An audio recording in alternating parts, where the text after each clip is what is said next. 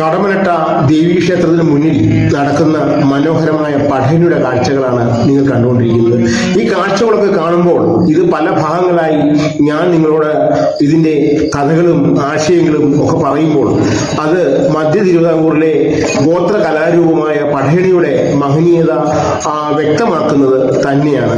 എന്താണ് പഠേണിക്ക് ഞാൻ കാണുന്ന ഏറ്റവും വലിയ മഹനീയത എന്ന് ചോദിച്ചാൽ, പ്രകൃതിയും മനുഷ്യനും തമ്മിലുള്ള അഭേദ്യമായ ബന്ധം. എന്താണ് പ്രകൃതിയും മനുഷ്യനും തമ്മിലുള്ള അഭേദ്യമായ ബന്ധം പഠേണിയിൽ കാണുന്നത് എന്ന് ചോദിച്ചാൽ, അതിലെ എല്ലാ ചമയ രൂപങ്ങളും പ്രകൃതിയിലുള്ള സസ്യങ്ങളിൽ നിന്നോ അല്ലെ ചമയക്കൂട്ടുകൾ പ്രകൃതിയിൽ നിന്നും ചാലിച്ചെടുക്കുന്നതാണ് എന്നുള്ളതും പഠേണിയെ വ്യത്യസ്തമാക്കുന്നു.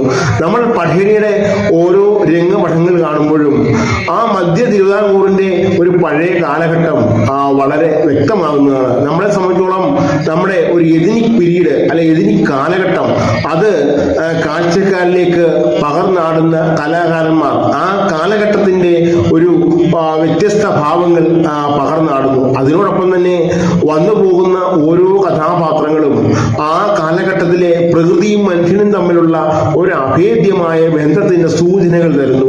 അതിനോടൊപ്പം നമ്മൾ ഈ ദേവീക്ഷേത്രത്തിന് മുന്നിലുള്ള പഠേണി കാണുമ്പോൾ അത് എനിക്ക് തോന്നിയിട്ടുണ്ട് ദേവിയോടുള്ള ഒരു സമർപ്പണ മനോഭാവമായിട്ട്. പലപ്പോഴും ഓരോ കലാകാരന്മാരും അവരുടെ എല്ലാം ആടി ആ പാട്ടിനൊത്ത് നൃത്ത ചുവടുകൾ വെക്കുമ്പോൾ അത് നമ്മളിലേക്കും സന്നിവേശിപ്പിക്കാൻ ശ്രമിക്കുന്നതും ആ ഒരു ഭഗവതിയുടെ കടാക്ഷമായി കാഴ്ചക്കാരനായി നിന്ന് എനിക്കും തോന്നിയിട്ടുണ്ട്.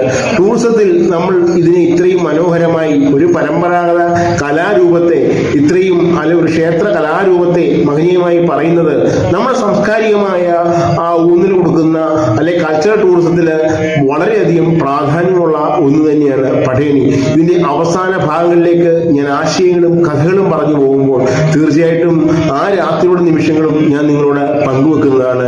കാരണം ആ രാത്രിയിലെ മനോഹരമായ ഓരോ ഫ്രെയിമുകൾ പിടിച്ച് മുന്നോട്ട് പോകും തോറും നമ്മളെ സംബന്ധിച്ചോളം ഇവിടെ നിന്നും കിട്ടുന്ന ഊർജം പോലെയാണ് പഠേണിയുടെ ഓരോ ചടുല ചലനഭാവങ്ങളെന്നും ഞാൻ പറഞ്ഞുകൊള്ളട്ടെ. കാഴ്ചകൾ നിങ്ങളോടൊപ്പം ഞാനും ആസ്വദിക്കുമ്പോൾ പഠേണി അതിന്റെ തനത് രൂപത്തിൽ തന്നെ പ്രശസ്തമാവട്ടെ.